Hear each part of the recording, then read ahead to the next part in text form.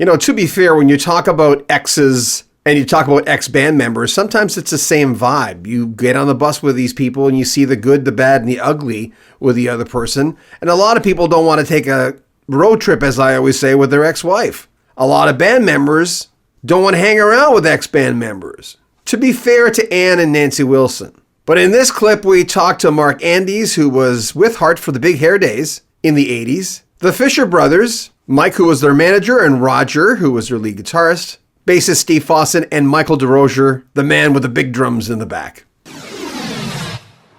Roger had said that in the beginning, I don't know if it was Mike Flicker or whoever it was, that they wanted it to be the Ann show, and that they just wanted maybe Roger and Ann to do something. Was this before or after you came? This was pretty much just when I came in.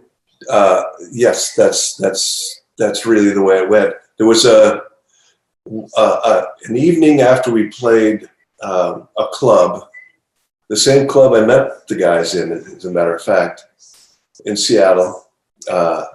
We went out to some place and we were sitting in this coffee shop and it was Mike Fisher, Ann and Nancy and Raj. They were sort of thinking, they had this sort of presentation for Steve and Howard and I. And they were kind of laying out their idea of how the band should be structured. And it ended up being like, it just ended up being, we just said, no, we're not into that. So if that's what you got in mind, see you later kind of a thing. So it sort of evolved into a thing where it was pretty much the girls, but we were a band as well. And that's sort of the way as far as the corporation and everything, it was set up it was fine with all of us. I mean, we were fine with the way things ended up being. Yeah, Roger said that kind of situation made the band more cohesive or stronger. He says, for whatever reason, it was that kind of stuff, or jostling with Mike Flicker, just that kind of. He says inadvertently that stress kind of, it's like a Fleetwood Mac thing, maybe, I don't know, but kind of made the band. Do you think that? Well, I think that my notion always was to be in a band. I think that was the way everybody felt. I think that Ann, even with her sister, I don't think Ann likes the idea of being in a band or knows even what it means to be in a band, to tell you the truth. She just doesn't look at things the same way that for whatever reason, I don't know if it's ego or if it's insecurity or what. But that's, I think she semi-grudgingly went along with the band idea, and to a point, but it was always sort of, there was something in her that just kept bugging her. It was, I don't know if it was in the back of her mind that she just sort of thought that, I don't know if she was more destined to be somebody like Elton John or something, or even farther out, maybe somebody like, you get the direction I'm talking about. Yeah. And she, I think in some ways she was in denial about just the idea of being in a band or anybody else's input.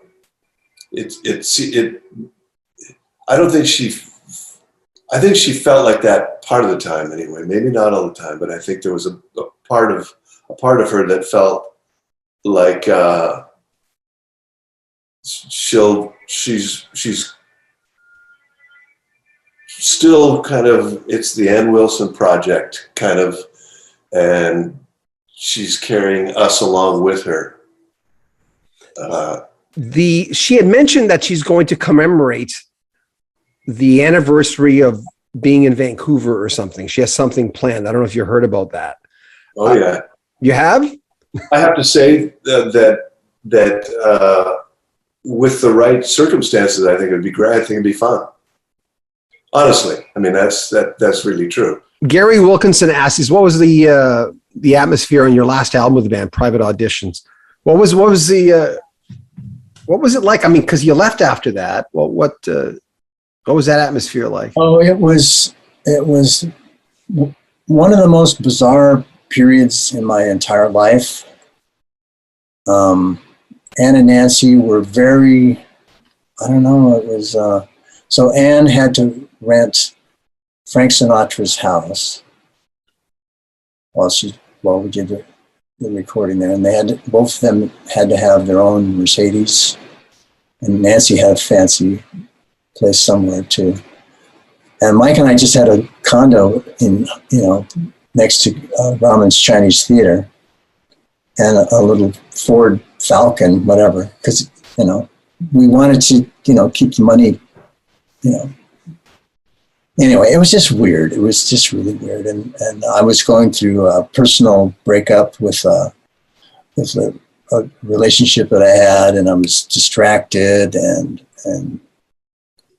Ann and Nancy had both broken up with, first Nancy broke up with Roger, and then she broke up with Mike, and then Ann Wilson had broken up with Mike Fisher a little bit before, and she still was recovering from that breakup. And they were, there was a lot of distractions going on, and it was hard to pay attention. How were you told a few years before? How were you told that Roger was not in the band? How did you find out? Oh, we had a meeting, and there was a vote.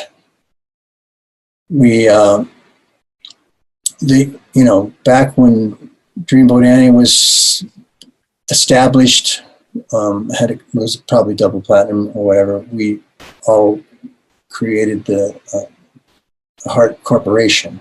Right. And when you have a corporation, there's, we divvied up the shares, and so everyone had a share and we all had a vote. And at the time, nobody wanted to vote Roger out, but Roger would come to the studio because he was still so focused on his breakup with Nancy that he couldn't really focus on what we were trying to do to make the recordings. So he would, like I've told this to other people too, that every time we would go through a certain song, he would come, his part would be different. And that's kind of not how it works really, because because everybody kind of fashions their part around the other, this guitar part, that guitar part, the bass part, the drummer. We all have to kind of fashion our parts so they all work together. Well, if this guy over here has got a different part every time we play, you can't, where do you go? So it was really hard. And Raj was, like I say, he was pretty upset about the whole Nancy breakup and everything. So it was just. So how did that happen? I moved back to California after the Firefall thing, and I was playing with Timmy Goodman and his band, and we were recording a record, and it was lots of good music going on. John McPhee was producing Tim's record, and John McPhee is now in the Doobie Brothers. I was starting to find my groove again back in LA. I had left LA in a bad state because I left because I was fired from JoJo Gunn, which was my band. Your band, yeah. So coming back to LA and starting and doing okay meant something. I don't think it was SIR. It might have been the Alley. Probably the Alley rehearsal studio, a ton of them in the San Fernando Valley. I'm sure you're aware. And I see a road case being pushed by this guy, and it's Howard Leese's road case. I said, "Oh, wow, Howie, wow!" And I said, "Do you know Howie?" And he said, "Yeah, I work with Howard." And I said, "Well, wow, I know him too. Could if I write a message, would you deliver it to him for me?" And he said, "Yeah." Gavin Menzies, my good friend who's no longer with us, unfortunately, and he delivered my little message. I said, "Hey, Howie, I'm back in LA, left Firefall, kind of, just kind of grooving. What's up?"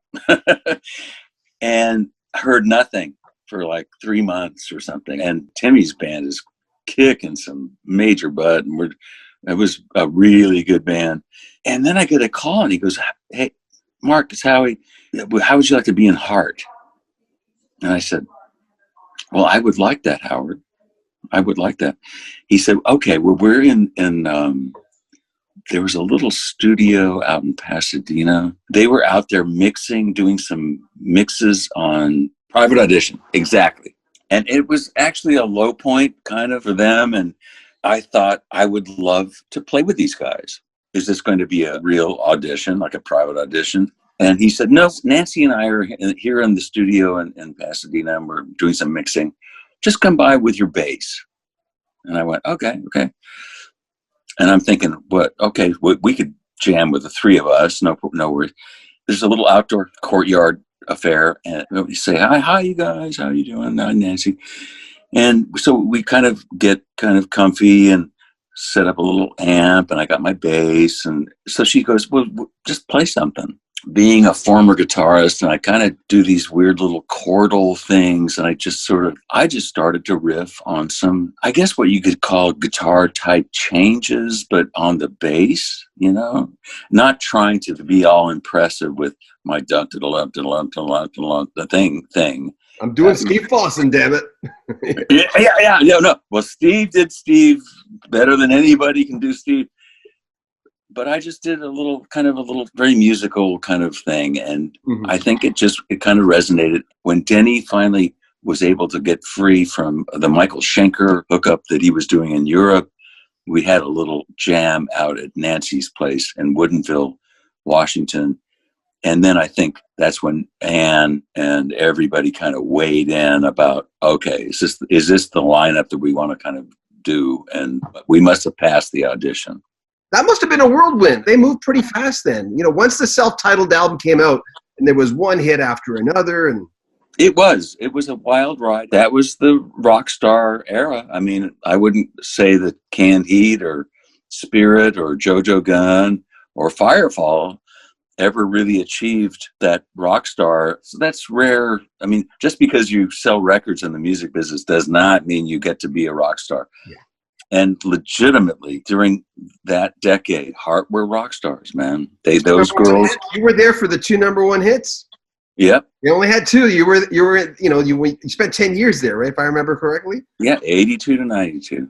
But I'll tell you one thing that I was disappointed, to be honest. With the Heart that I fell in love with when I was in Firefall was when they were kind of the hippie-ish, kind of more, the era that you were referring to.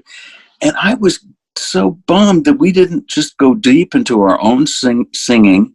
And when Ann started to kind of change her looks, and I thought, well, why didn't we erase that and just be ourselves and kind of, let it just rip? I have a feeling that it was the girls making a deal with the devil in the case of HK, who, that's, those guys just said, what's okay, HK? Howard Kaufman Management, man. It's like, and it was Trudy Green and Howard. They apparently talked the girls into all this stuff. But to be honest, I had no problem dressing up all, fancy and glammy. You guys look great, though. I have to say, you all look pretty damn good. Well, I pulled it off is the point. There you go. If you're gonna go there, nail it, dude. You know what I'm saying? I would not attempt this now. I hope you really enjoyed that. I want to address the fact that it looks like I have a black eye, but I just got a big mole removed from the top of my eye. And then a secondary one over here. So it looks like I've been in a bad bar fight. The doctor was very kind. And it doesn't hurt. If you want to support the channel, remember the 2 P's, Patreon and PayPal. If you join our Patreon, you'll get early access to all our videos. And if you simply want to make a donation, you can make one right now. The links are at the top of the description on PayPal. Buy a t-shirt, subscribe to the channel, like our videos, and of course, comment on them as well, and share them on social media. We'd appreciate that.